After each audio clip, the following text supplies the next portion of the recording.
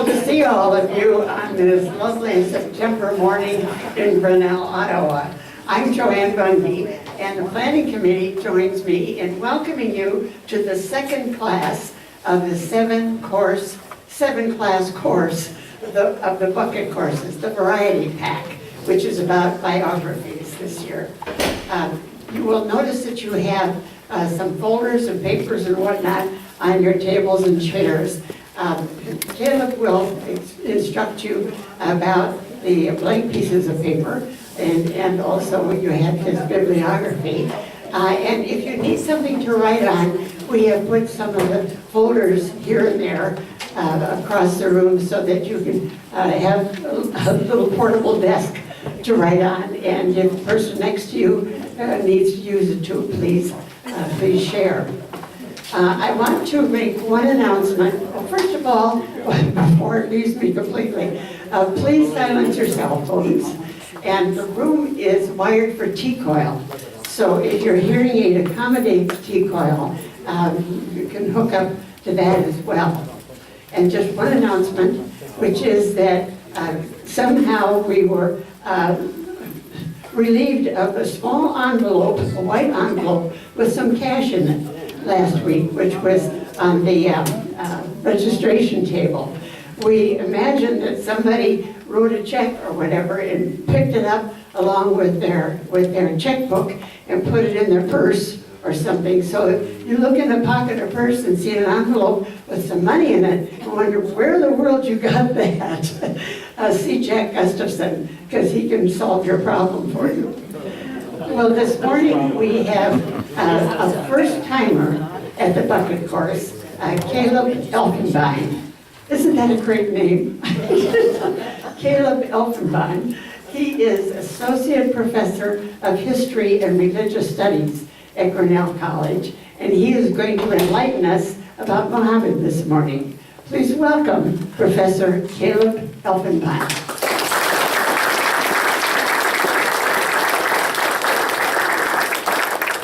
Morning, everybody. How does this sound? You good? All right. So I want to thank Joanne for that very generous introduction, and in fact, slightly over generous, because at this point I'm still just an assistant professor. But thank you very much for that. It's really my pleasure to be here this morning. I have looked on with curiosity and some jealousy, actually, as some of my colleagues have given lectures in this series before. And so I'm really delighted to have been invited and delighted to be here with you this morning. I have a very ambitious plan today, so we'll see how this goes. But I want to begin this morning first by thanking you all very much for coming out. I appreciate seeing so many faces out there, especially some of my very own neighbors. So thank you all for coming out today.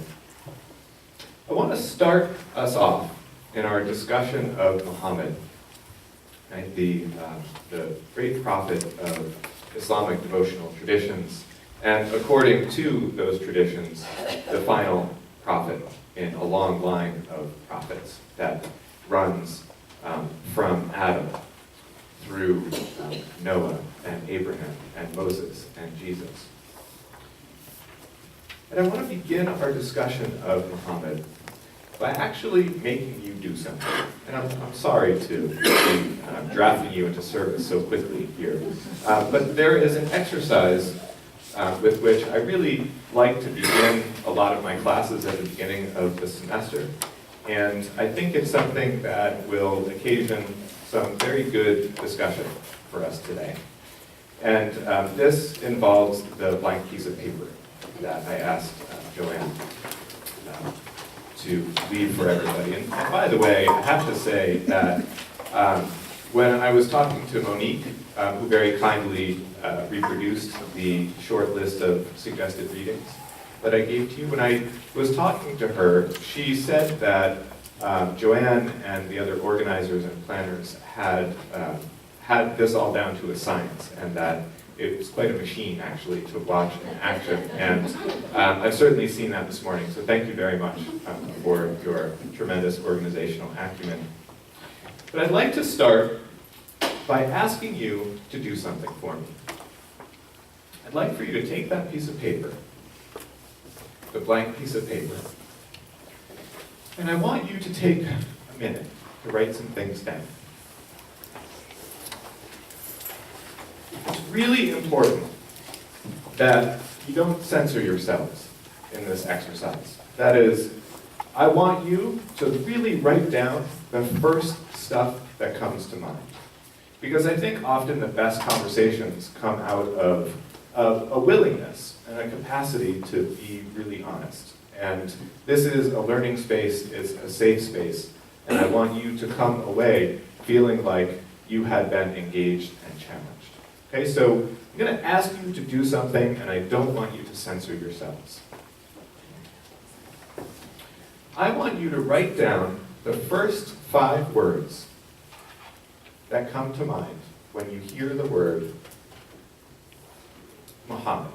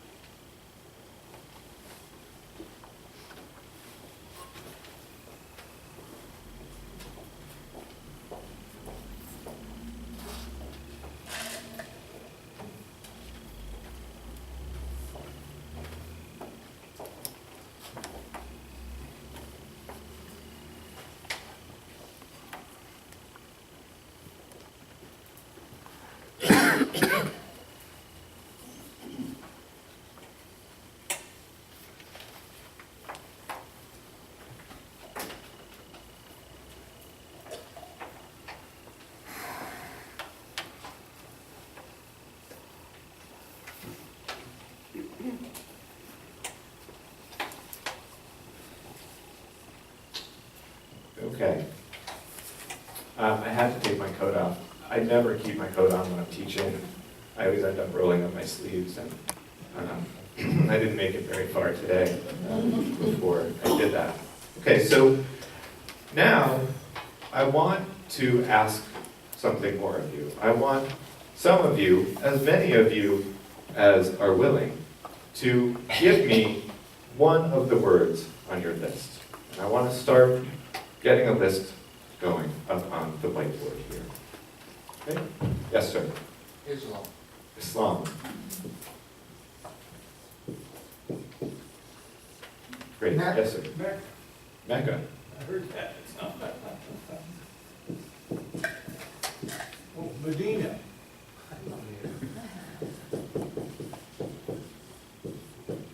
Different. Different.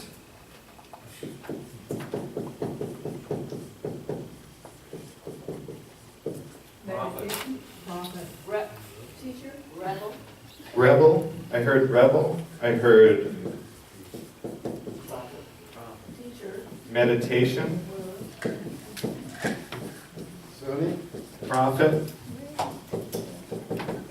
Teacher. Emissary. Let's see here. Running out of room. Okay, I lost track somewhere along the way. We have Sunni, Emissary. medieval, Wives. wives, Yeah. Illiterate. Shiite, Illiterate. illiterate.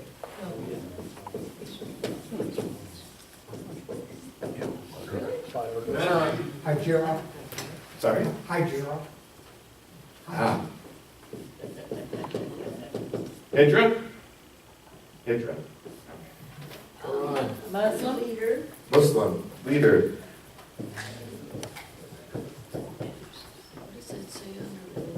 Antagonistic. antagonistic. See, Jihad. yep, thank you. Antagonistic. jihad. And we could, I think, go on for a very long time, right? And I wanted to emphasize, and I'm glad that somebody brought up something that we could view in some ways as a negative characterization, right? And I ask you in part to not censor yourselves, because I think it would not be unusual or unnatural given how much attention the Prophet Muhammad has received in all kinds of media sources over the last few years. I wouldn't find it at all surprising if most of you had, right, some sort of negative association with Muhammad, right, negative and positive. Now, I wanted to get this list going because although you have come to this lecture today, presumably because you want to learn about Muhammad, one of the things that I wanted to draw your attention to is that you are all coming in already knowing some stuff about Muhammad. Right? So the very fact of being able to write down a list of terms suggests to me that, right, you already know some things. And each of these terms that has come up, that came up, I think point to one small part of what we think we know about Muhammad. We obviously associate with him with Islam. Right? And for many of us, Islam is a marker of difference. It's something that we do not encounter in our everyday lives. And that's especially true in a small town like Iowa, which is not to say that we don't have Muslim residents of the town. We do. But it's certainly not the kind of presence that you might find in a larger city, even in the Midwest. Right? Moreover, we associate the Prophet with these two cities, Mecca, the city of his birth, Medina, the city to which he brought a young community during the Hijrah, the move from Mecca to Medina. Right? Prophet, teacher, Muslim, Sunni, actually, right? Being associated with a particular branch of Islam. Wives, right? Many of us know that the Prophet Muhammad has, or did have, a number of wives. And so, right from this list that of course includes antagonistic and jihad, it's a reflection of the fact that there is a lot of negative information in circulation about the Prophet Muhammad. Right? That we all take this knowledge from somewhere. And this knowledge is thus the result of lots and lots of different sources. And it's always important to ask ourselves where we get our information, not just about the Prophet Muhammad, but really about any kind of subject that is before you. And so from this list, we could actually create a number of different ways of describing Muhammad. We can come up with a way that really emphasizes the fact that he is, right, leading a community in rebellion against an existing community. That entails, right, fighting. That entails jihad. We can tell the story of a prophet who is renowned for his capacity to meditate. And we'll actually talk about that a little bit. We can talk about the Muhammad who had many wives and think and talk about what that means. We can create so many different Muhammads from just this list, let alone all of the other terms that you have in your sheet. And so what I want to do with you today is to think about what it means that we can actually create so many different understandings of Muhammad.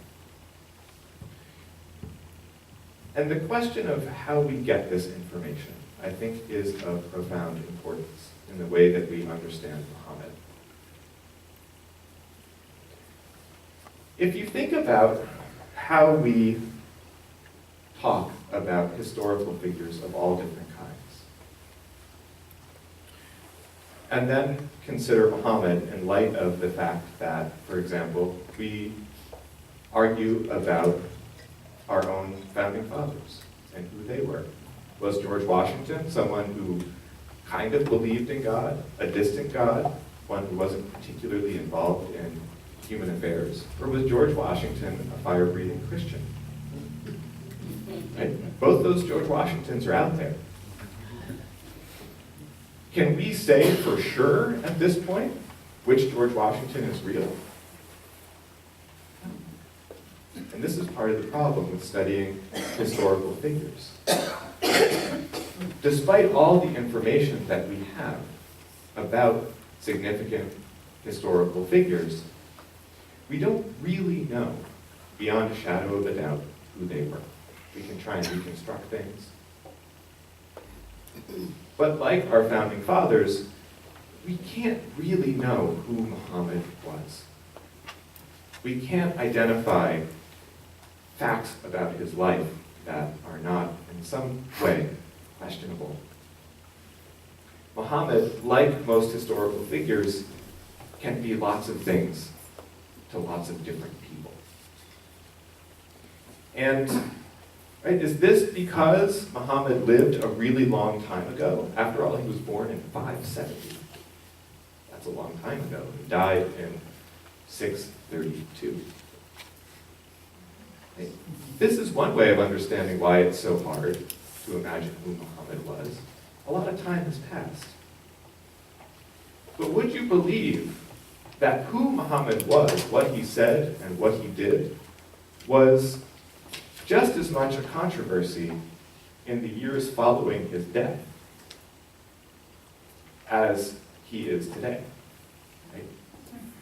That people from the very first moment after he died began debating who this person was, what he said, what he did.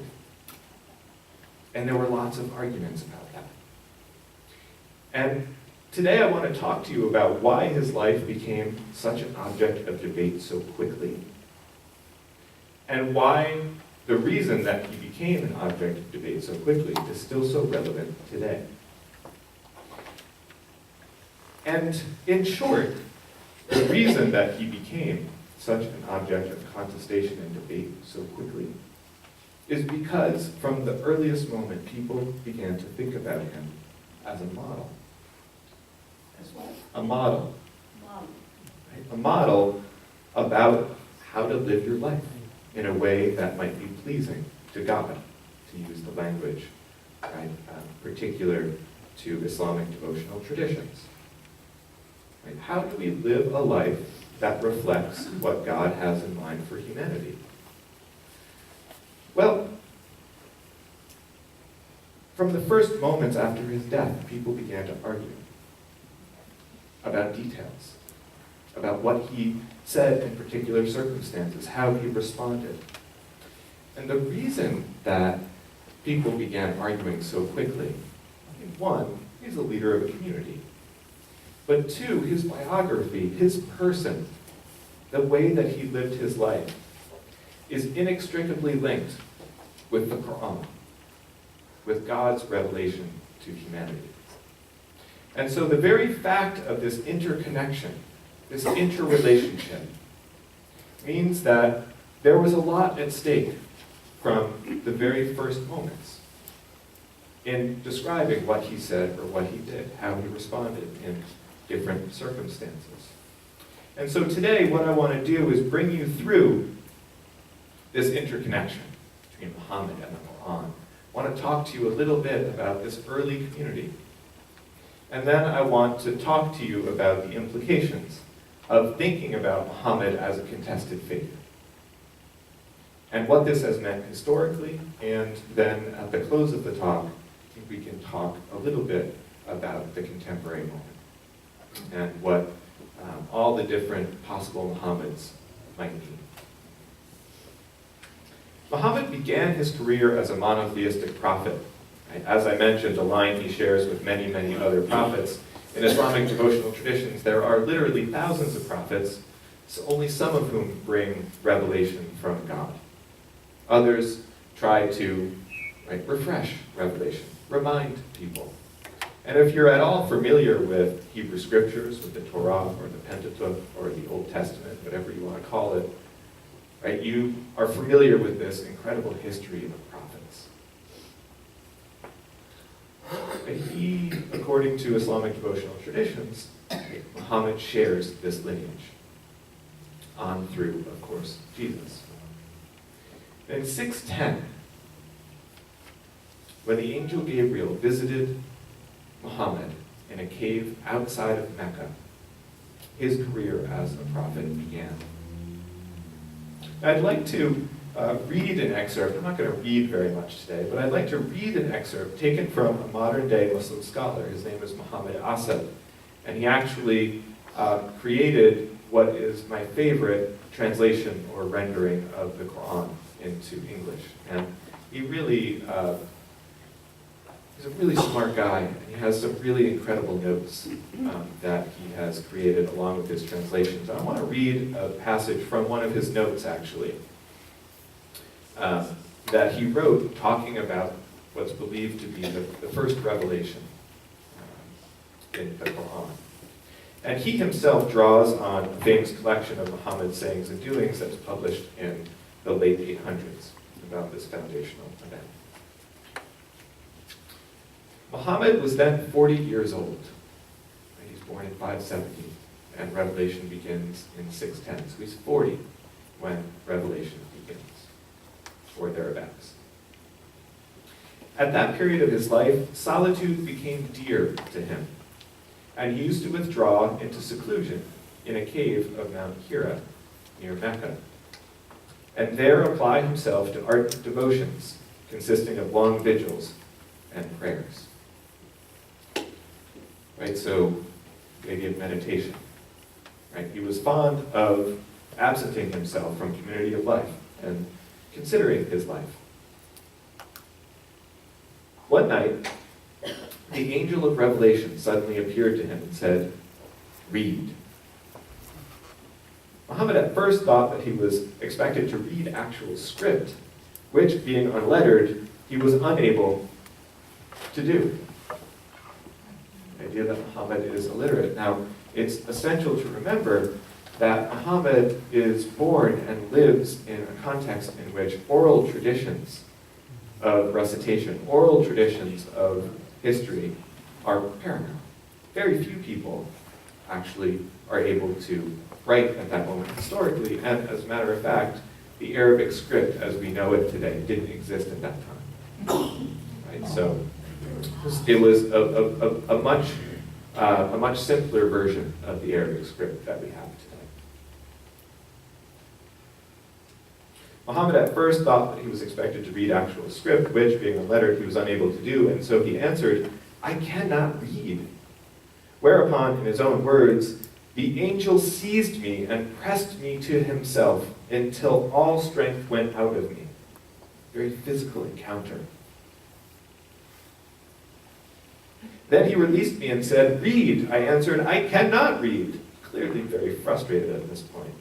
Then he seized me again and pressed to himself until all strength went out of me. Then he released and said, "Read," to which I answered, again, "I cannot read."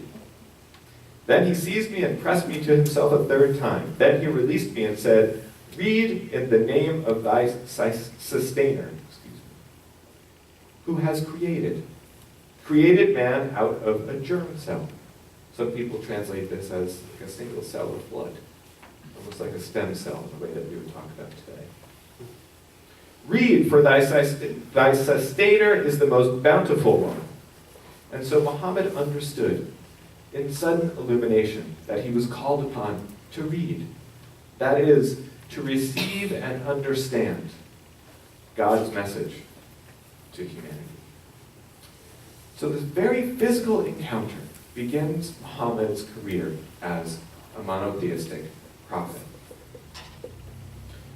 When he recovered from the physicality of this event, still very shaken, he returned to his home where he sought comfort from his wife, Khadija.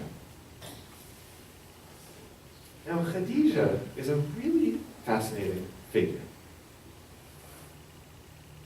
Khadija who comforted Muhammad after this initial revelation, as well as many subsequent instances of revelation, was older than Muhammad. So he was 40 at this point. She was older than Muhammad. She was an independently wealthy trader who had, in fact, employed Muhammad before proposing marriage to him. He often traveled to Syria on her behalf, leading trade caravans. And many scholars believe that while in Syria, right, today's Damascus, he came across a lot of Christians and had many conversations with Christians. And so there are many scholars who believe that he had decent familiarity with other monotheistic traditions. Now, Khadijah had dictated the terms of their marriage. He was not allowed, as was the custom of the time, to take other wives.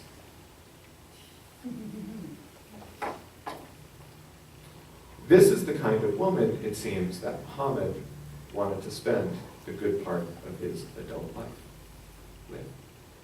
Right? So we can see in little details here some sense of who Muhammad was.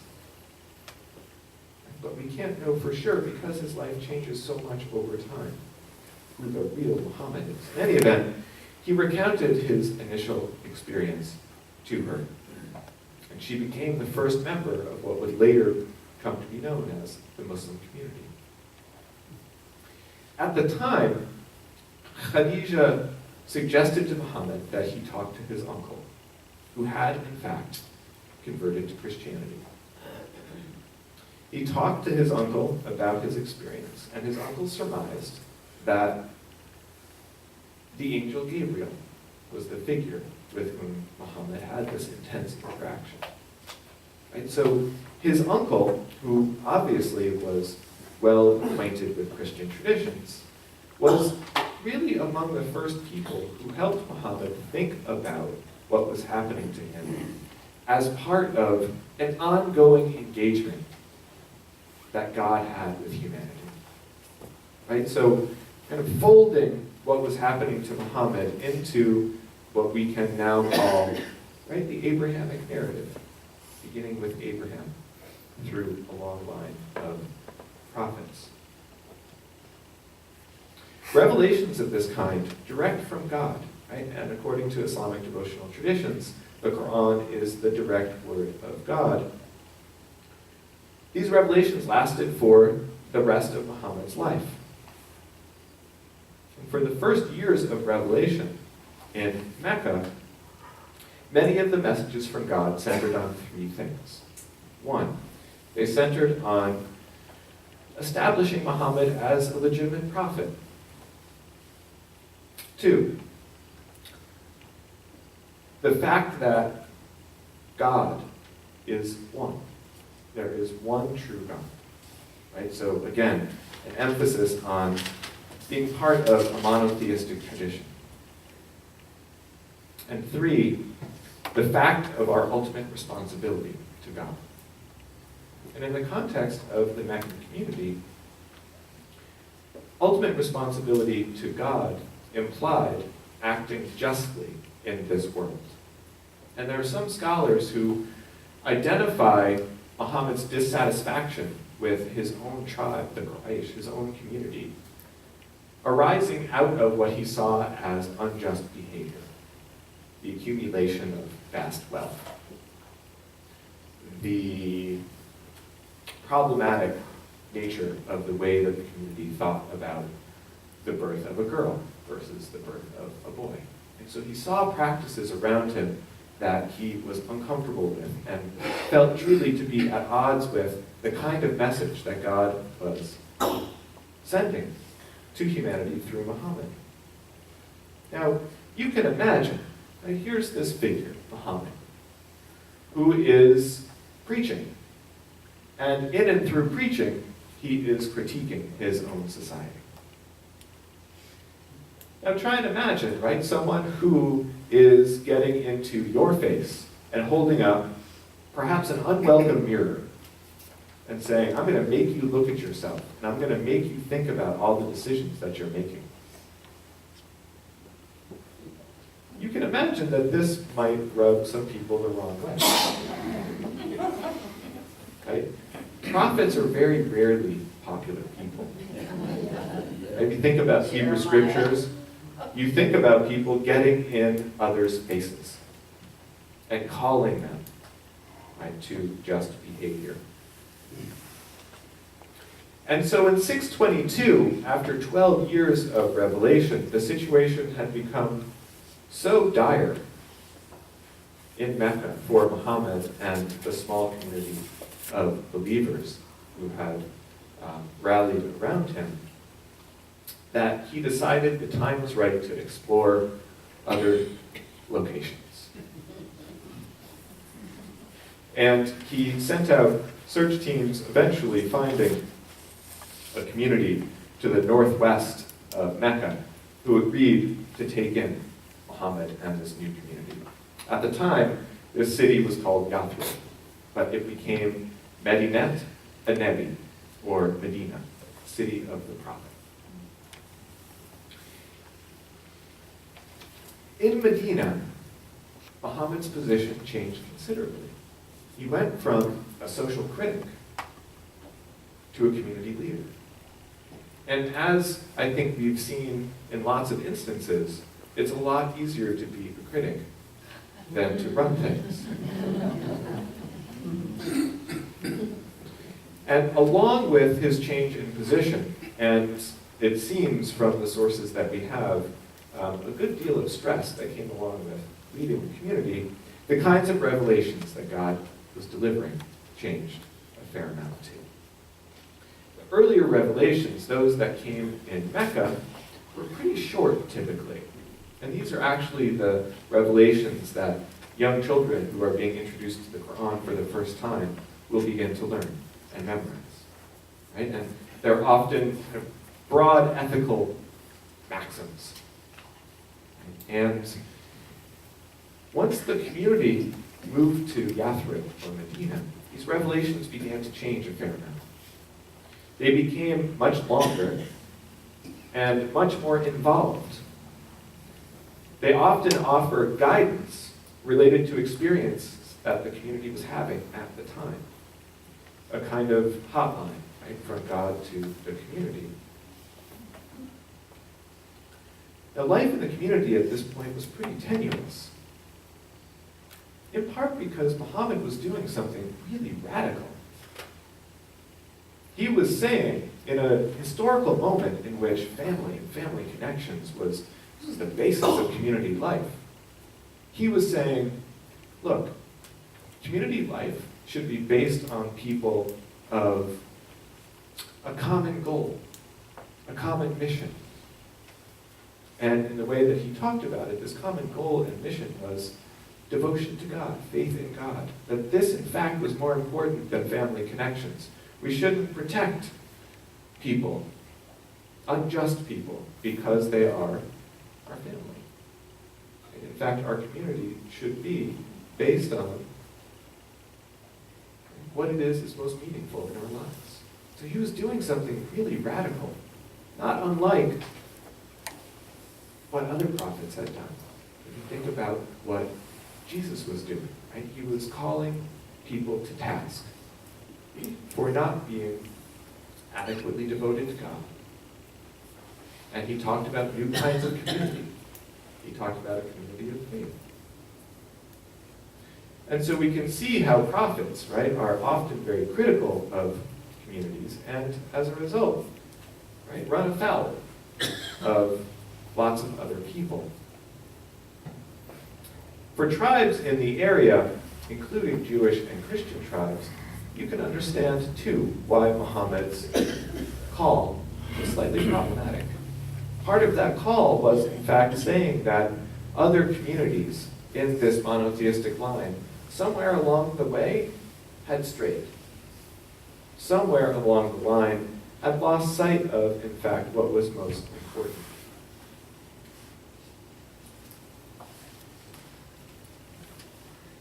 We can also understand much of the discussion of jihad in the Quran in this context, right? Of a community that felt besieged, that felt like their very existence was threatened.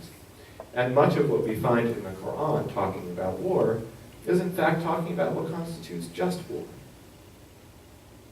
What it means to act justly in the context of war, which can so easily become unjust. But for much of the 620s, the community fought with Muhammad's old tribe in Mecca as well, the Quraysh. But in 630, after losing some battles pretty badly over the years, the community had gained solid enough footing to return to Mecca.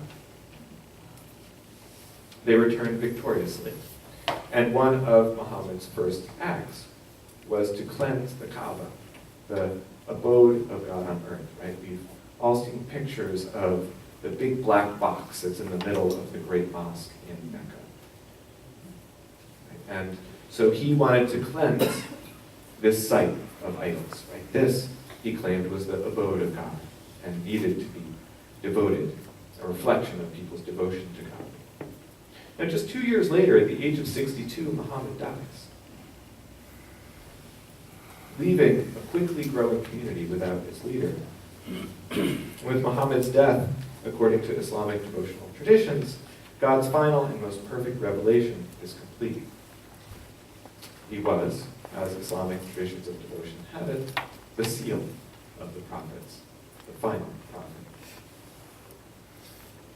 In the years following Muhammad's death, the Quran as we know it today came together, having been assembled using the records of the prophet's closest companions. Remember, this is largely an oral society. So the fact of transcribing things happens over time. And despite what you may have heard, the Quran actually has very little specific kind of legal guidance. There isn't a whole lot of specific stuff telling people what they should do. And so Muhammad, as a model, is born. People very quickly began to ask, to use a formulation that probably many of you, most of you have heard, right? They asked, what would Muhammad do? Yeah. And this, from the very first moment, became an issue of great debate, I'll say. It's an understatement. And this ranges from who should succeed the Prophet Muhammad, the very question that led to what we now recognize as the Sunni and Shi'i communities, to how one should treat their kids, how one should write contracts, all kinds of things. And as you can imagine, a quickly growing community, more and more separate from the locus of this early community in Medina. You can imagine people trying to justify all kinds of things by saying, yeah, the Prophet did that. He said it. After some time, the Muslim community began to devise ways of trying to figure out what was a reliable source and what wasn't. And so over time, you have these collections of what the Prophet Muhammad said or did that came together. And these are called, let's see, this is a really important word. These are called hadith. Reports of what the Prophet said or did. And this is in the 9th and 10th centuries, a lot of this stuff has happened. And these collections became canonical. They became guides, right, to what the Prophet Muhammad said or did in different circumstances. And they became important in all manner of activities. Again, from how you raise your family to what kind of economic activity you engage in, how you decide to balance the accumulation of wealth and generosity to others. And so many different issues. And at this time, you start to have the first biographies of the Prophet. You start to have what we can call people who were engaged in a kind of literary forensics, trying to figure out what reports were authentic, what were fakes. And I want to add here that the greatest source of hadith was Aisha, who was Muhammad's most favored wife after Khadija's death. Right, so she was a great source of these reports. Now, even with the development of what they called the science of hadith, the ways that they authenticated reports by trying to trace exactly how a particular report ended up getting to their moment, even with all of these kinds of protections that they tried to put in place, we can't get around the fact that whenever we're putting together texts, there are interests at stake. There are biases at work. What do we think about different things? That's going to affect, right, how we report what other people say or do. And so, if we think about the fact that these folks, way back then, were worried about how bias creeps into the way that we think and talk about the Prophet Muhammad, we need to think about those questions today as well. Where do the different understandings of the Prophet Muhammad that we have come from? Why would people choose to portray him in one way or the other? Right? These are key questions for us, and really, the idea that we have here is true of virtually all revered figures. Right? People who were really important, well, our understanding of them probably gets a little bit worse over time, even though we might think that we're a lot more sophisticated than people used to be. The fact of the matter is, there are more people talking about Muhammad than there were then. There are more people thinking about Muhammad and what Muhammad represents than there were then. There's a scholar named Denise Spellberg who's actually talking about Aisha when she tries to make this point, Muhammad's wife. We can almost learn a lot more about people around us when we investigate revered figures than we can about the revered figures themselves. Because we can start to look at the way that people talk about these revered figures, and we can start to get a sense of why they might be talking about those figures in a given way. Why would someone be portraying Muhammad positively? Why negatively? Why would someone be focusing ultimately on Muhammad, the Muhammad of jihad, versus the Muhammad of, I erased the word meditation? Like, there are so many different Muhammads, and we can nail down dates here and there, when he was born, when he died, when Revelation began. But in terms of the whole picture, who Muhammad was, it's really kind of impossible to nail down. And in fact, debates about who Muhammad was have been a part of Islamic devotional traditions from the very beginning. And the fact of these debates suggests that there's no one set understanding of Muhammad. That, in fact, Muhammad as an historical figure is someone who changes over time in the way that people talk about him.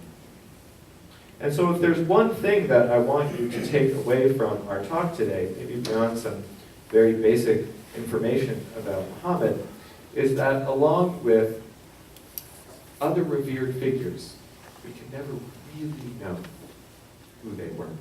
We can try as best as we can to understand how the way that we think about them reflects what we want to see in the world and what our vision for that world is.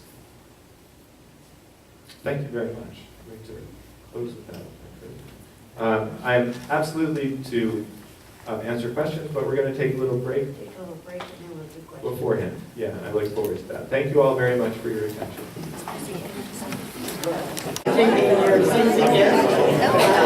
It's hard to get so many people out and coffee to back in the gym, and you do a good job of disciplining yourselves. And now for the second half of Caleb Elfenbein's class on Muhammad. Okay, everyone hear me? You good? Okay. Question and answer sessions are at once my favorite part of events like this, and it's always a little scary because I don't know what's coming. So I'm going to try to do the best that I can with the questions that you have.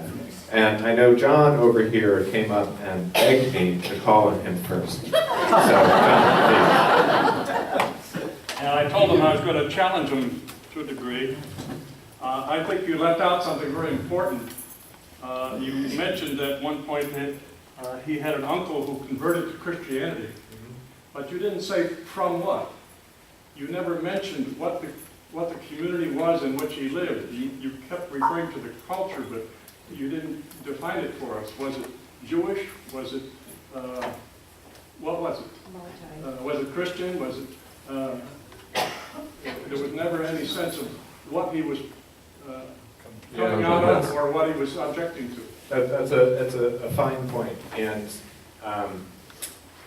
the Quraysh, his tribe, were not monotheists. They were not Christians. They were not Jewish, though there were Jewish and Christian tribes in the area. His tribe, for the most part, it's difficult to categorize. I guess the best that you could say is that it was pagan of some kind. And what I mean by that is it was distinctly not monotheistic. And one of the things that was certainly absent from at least what we know of their religious traditions at the time is that there's no deity and that there is no afterlife.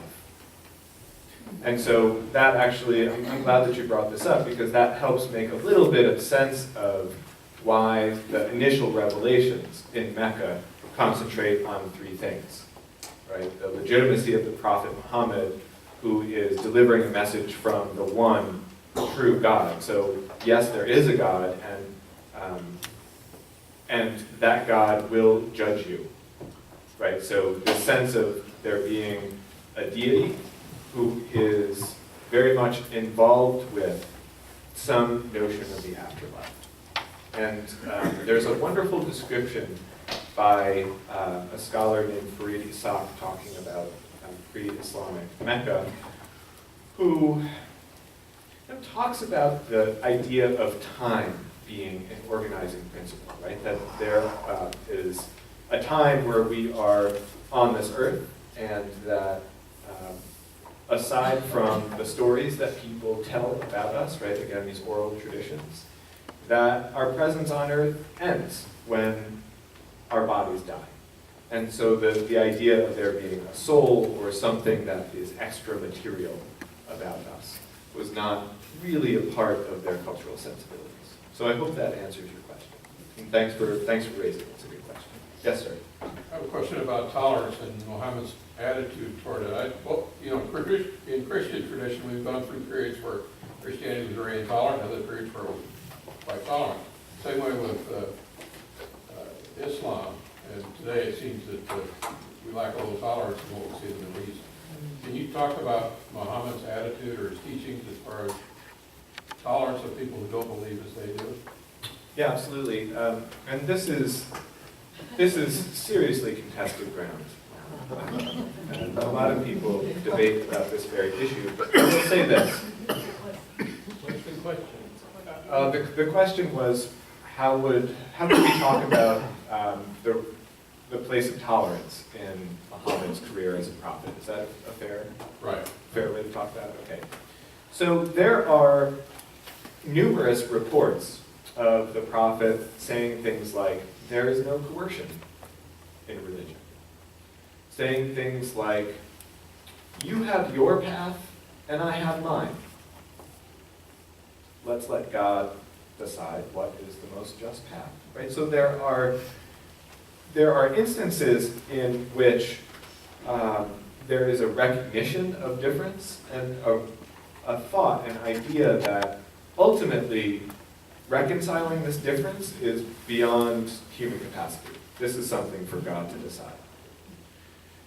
On the other hand, there are reports of the Prophet Muhammad leading his community into battle with Jewish tribes, right? And so the implication being, right, that there's some kind of ancient beef, right, between Muslim communities and Jewish communities.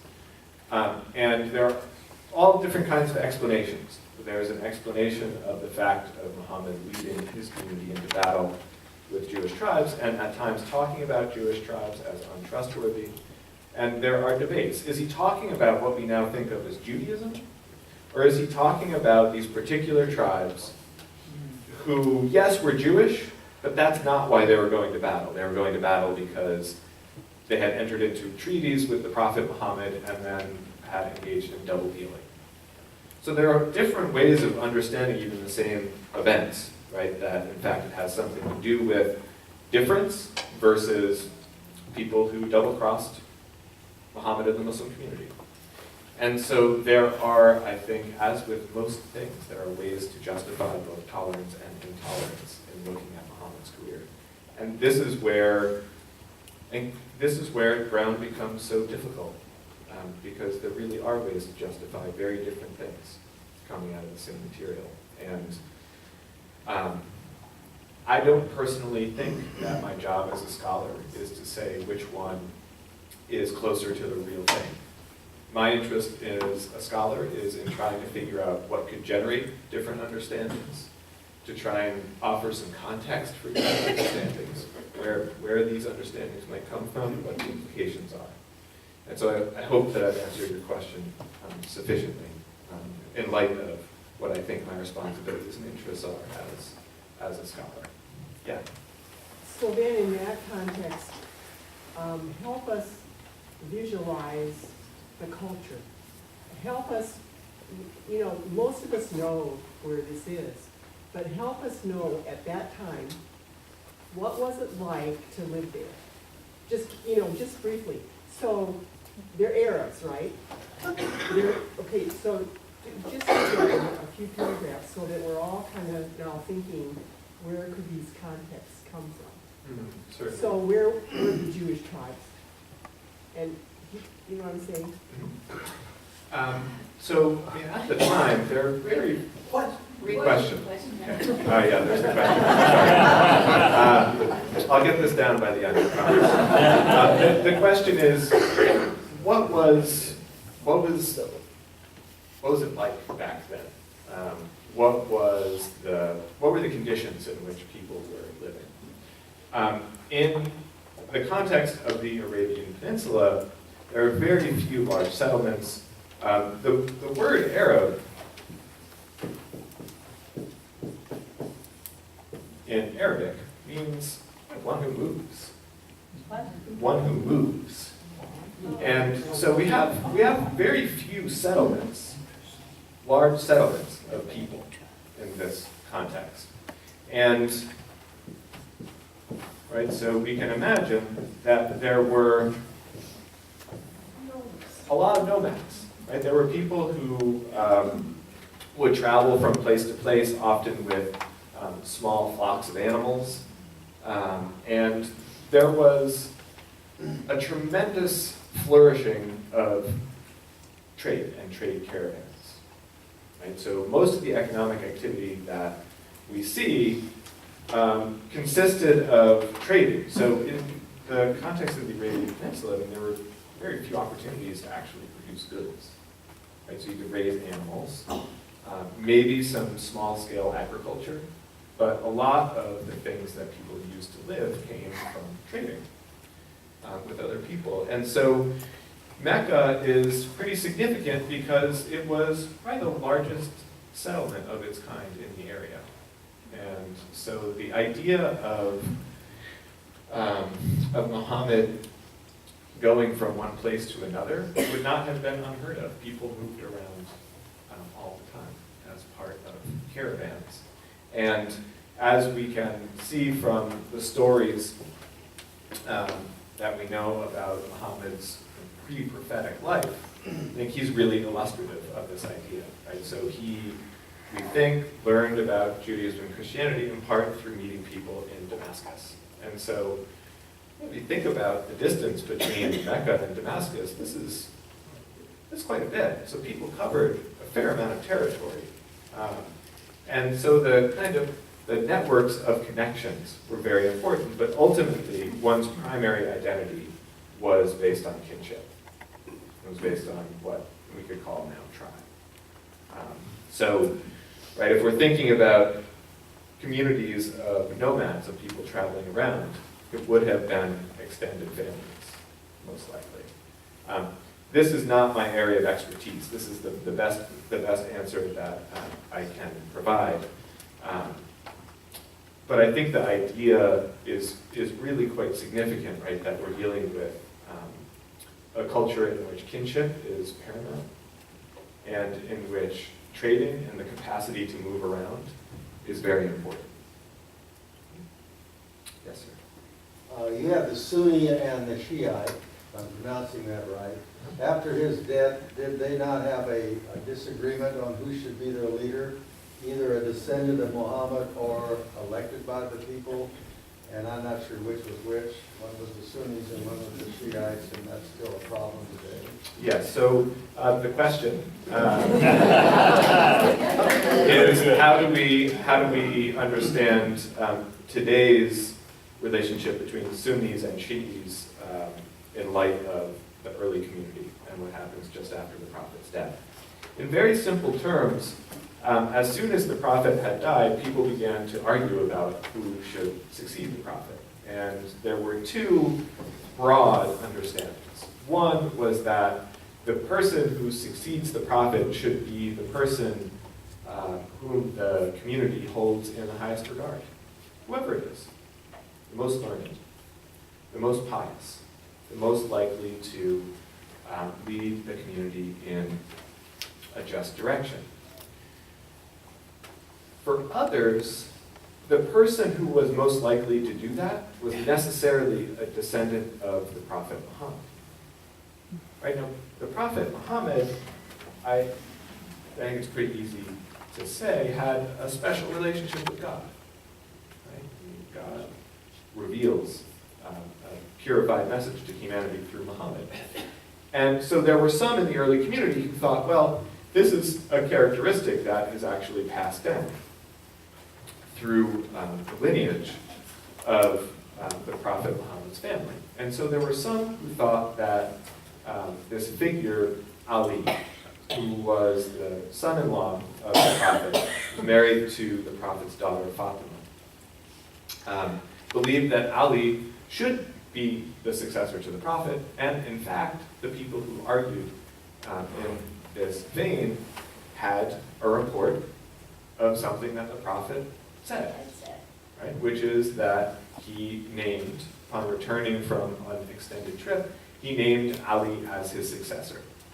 Now the people who thought, I'm not so sure about that, this is actually a question of identifying the right person for the job, whoever it is, said, no, this needs to be a matter that is taken up by the leaders of this community. And they need to identify someone. And so you had really two candidates early on. You had Abu Bakr, who was one of Muhammad's earliest companions, and you had Ali.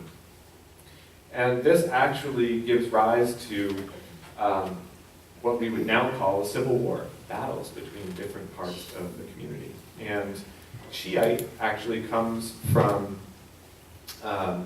the longer term Shiite Ali, which is kind of the partisans of Ali. And so down through today, right, you have disagreements about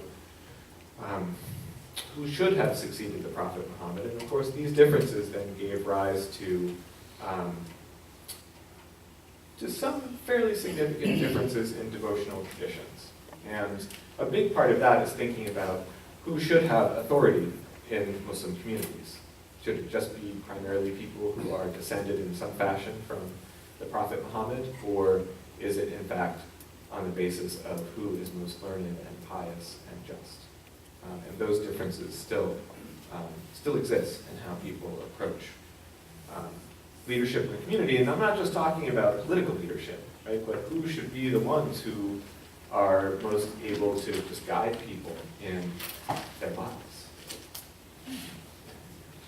I'm curious, it seems that when you mentioned the difference and the sense of difference, that in the modern era, the idea of Sharia law with the idea of justice handed out through dismemberment, beheadings, things like that, are some of the things that are most disturbing to Western society. And does Sharia law come from these hadiths, or did Muhammad do anything that suggested that kind of government-sponsored dismemberment, etc., was appropriate? Boy, that's a really big question. And I'll repeat it. And the question is about the relationship between Muhammad and what Muhammad said and did, and what people call Sharia or Islamic law. And I'll try to give you a really quick overview. So, yes, there is a very significant connection between these things that I talked about, hadith, reports of what the Prophet said or did, and the development of legal traditions. So, one of the areas that was so troubling to people that resulted in people trying to really figure out what the Prophet in fact said or did was in regulating community life after his death. And so when confronted with this situation, right, well, what would Muhammad have done in this particular case? The material that became part of canonical collections of hadith, right? People started to talk about, well, the Prophet said this and the Prophet said this. And out of the fact of needing to make decisions in very practical realities, people began drawing more and more on hadith for guidance in specific cases. And one of the things I think that is most troubling about the way that most presentations of Islamic law work now is that there's a sense that Islamic law is divine law, and it says what it says, and there's one way to understand it. And historically, the way that it worked was that, no, there were actually, just within Sunni Islam, there were multiple schools of legal thought that were equally recognized across Muslim communities. This is before we even get into Shi'i communities. Now, how did this actually work in practice? It sounds kind of crazy. Can you imagine if we had 4 legal systems that were equally recognized in our lives? Right, well, these different legal systems proceeded on different methodological grounds often. So they would emphasize certain parts of prophetic traditions over others. They would emphasize community consensus over, for example, one person's interpretation of a text. So there are different ways of approaching working with foundational material like the Quran, like Hadith. And really the way that this works historically is that you might have one school that is associated with political leadership in a given moment. But in everyday practice, people could actually kind of go shopping for the decision that they were most likely to receive from a judge in this school or a judge in this school. And this sense of an inflexible sacred law is something that's actually quite modern. And I'd be happy to talk at greater length about how that happens. And so when you hear someone say, this has to happen, things need to be this way because Islamic law says so, no, Islamic law doesn't actually say anything.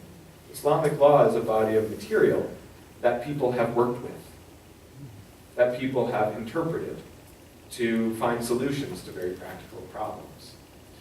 And so when you ask, right, is there anything in Sharia law that says this kind of punishment must happen? Well, there are troubling passages in the Quran from this perspective that talk about the possibility of corporal punishment. But then again, we hear about corporal punishment in Hebrew scriptures. Like, this is not something that's new to us.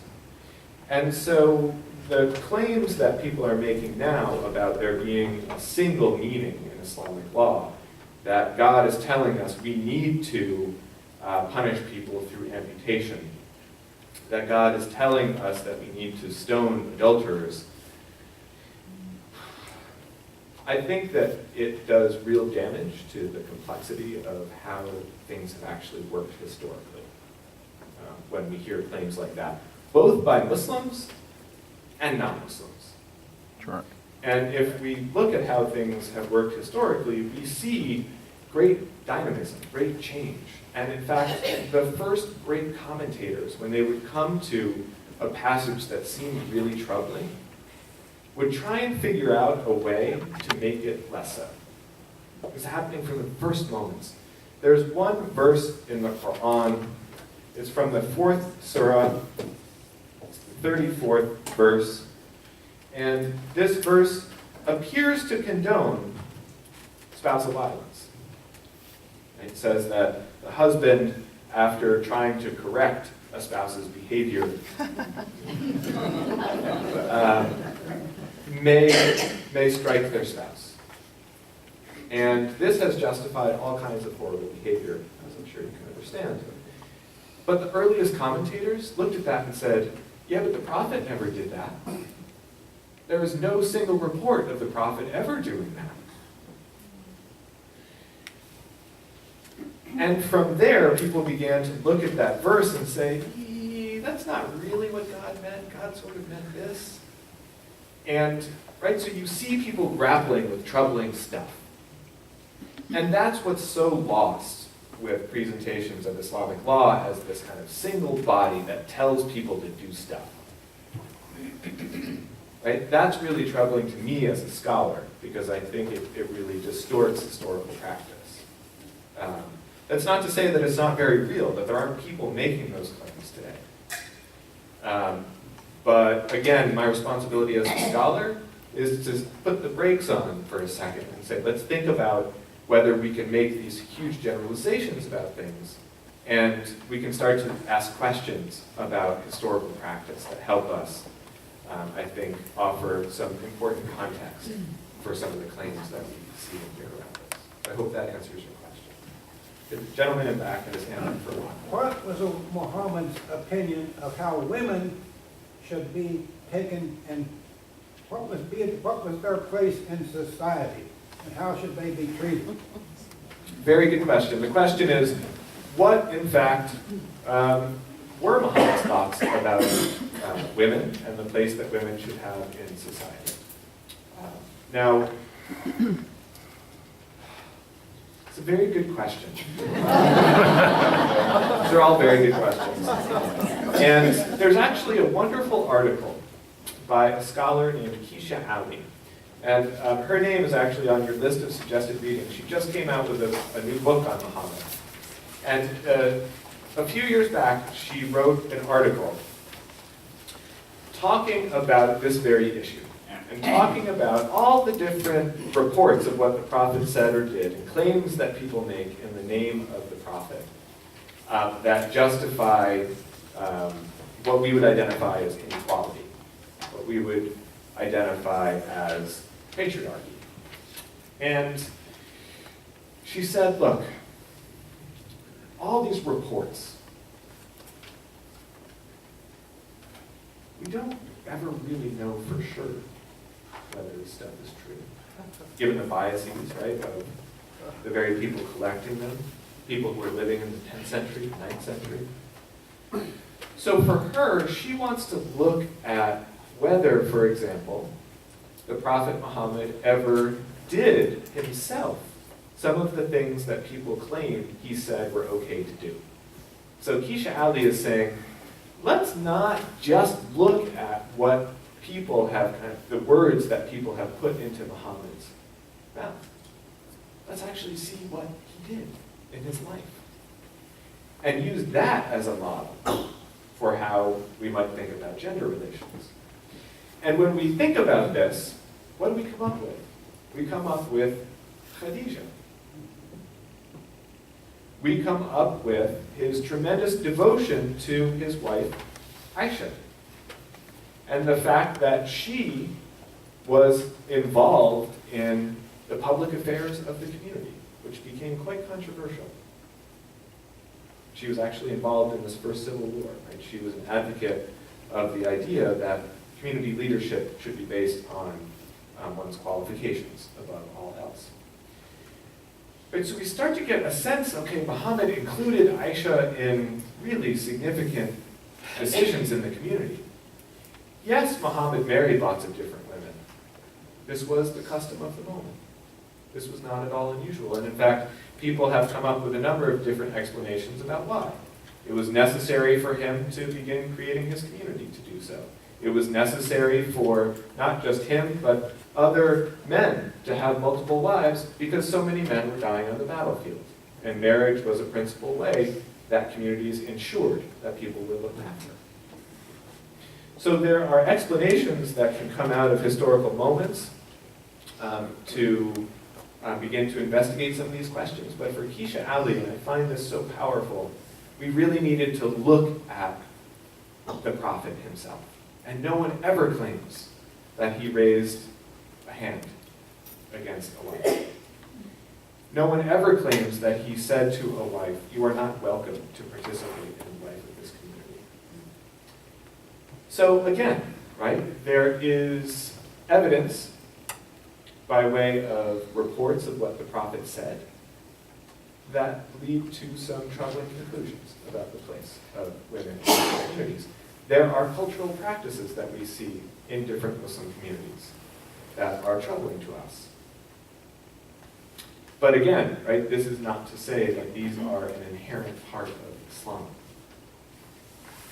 Right? Again, when we see people making interpretive decisions, those decisions tell us a lot more about the people making them than they do about any kind of truth that we can discover about the Quran, for example. Right? And I really want to emphasize that point. I think it's a great idea, right? This idea that, wow, we can learn a whole lot about people when they make certain claims. Right? Not just about the claim itself, but what's behind the claim. Right? I think it's so important. Do we have time for one more? Here we go. We have 5 minutes. Yes, ma'am. The Quran, God's revelation. This is Muhammad had scribes who wrote down. What's the date of that So text?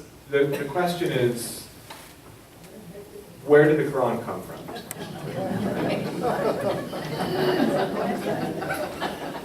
Of course, right, according to Islamic devotional traditions, the Quran is the direct word of God to Muhammad, and what we have in text before us today is, in fact, something that has existed as an eternal body of wisdom and that assumed material form in and through revelation to Muhammad. Right? So what we find in the Quran, according to many Islamic devotional traditions, has existed for all time, is co-eternal with God, and that it took material form in the Quran.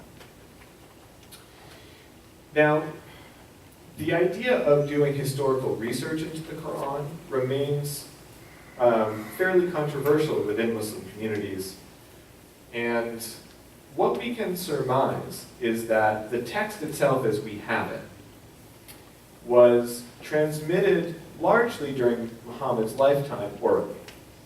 Right? Again, this is a culture in which the recitation of days-long poems was an art form. So the idea of being able to memorize text is not unheard of. And over time, during the Prophet's lifetime, but also some scholars argue after the Prophet's lifetime, people were still kind of writing this down. And as I mentioned, the Arabic script was not as developed as it is now. And so even when things are written down, wow, right away you have problems of interpretation, because now, for example, there are letters that all begin with this kind of shape, and if you add a dot on top, it becomes kha. If you have no dot, it's ha. If you have a dot in the middle, it's ja. These dots in Muhammad's time, because it was largely an oral language, didn't exist. And so as the Arabic language is developing, in part in and through the Quran, people writing down the Quran and trying to create a text that will help other communities learn Arabic, we start to have more and more fixed meaning as it becomes text. And it's thought that the Quran as we have it, organized as we have it today, didn't actually come around until about 634. So a couple of years after Muhammad dies. Now there are people scholars who would date that even later. And so the question of what's included, are there things out there that were excluded that we don't know about? How did the development of the Arabic language fix meaning in a way that would not have been the case, say, when this is an oral revelation and people are talking about it, memorizing it? And I actually used an example this morning in my class right before I came here. If we think about the game of telephone, right? Even the greatest reciters of poetry change things to suit their purposes. Right? That's what kind of makes oral traditions great, right? They're dynamic. They reflect people's lives. And so, right, the idea that the text is something that came together over time is troubling for a lot of people because it raises questions about the reality, the truth of how devotional traditions have developed around the Quran. So you can understand why some people might not like it so much. We ask questions like this. But there are more and more scholars, especially non-Muslim scholars, and this is part of the issue, but Muslim scholars as well, who want to ask questions like this. And one of the people actually on the list, his name is Farid Isaac, an amazing scholar. He's a South African professor of South Asian descent and an active member of the Muslim community himself. He talks a lot about how he understands the relationship between the historical investigation of the text and his faith, and what it means. And he has some really beautiful things to say about it. So I only gave you 3 suggested readings, and that's because they're all scholars who I really respect. And each of these sources, I think, will help you develop greater understanding of Muhammad. One, talking about the lives of Muhammad. The other, Carl Ernst's Following Muhammad.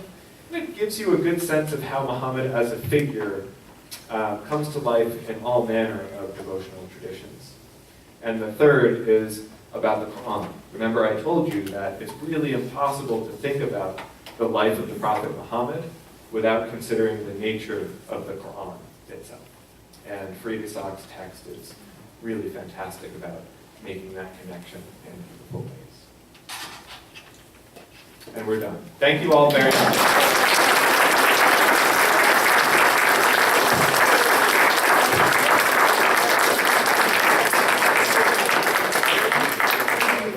I'm sorry this hour and a half is up. You have given us some invaluable information into understanding what in the world is going on in our world today. We can see where these people get their extreme ideas of what is their duty under God or whatever they call it. Thank you very much. And Flowers by Design has joined us in thanking you ever so much. What part beauty has in Muhammad's understanding of his world? I'm sure there's something there, but we thank you very much for an incredibly worthwhile hour and a half. Thank you very much. Thank you all very much.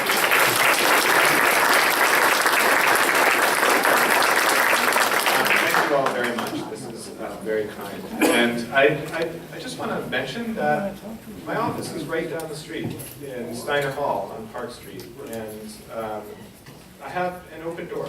So if you would like to continue talking about things, you can just try and get in touch with me. I'm not sure how many of you are active with email, but you can find my email on the Grinnell College website. You can get in touch with me. And I encourage you, if you have further questions, to do so. So thank you all very much for your time.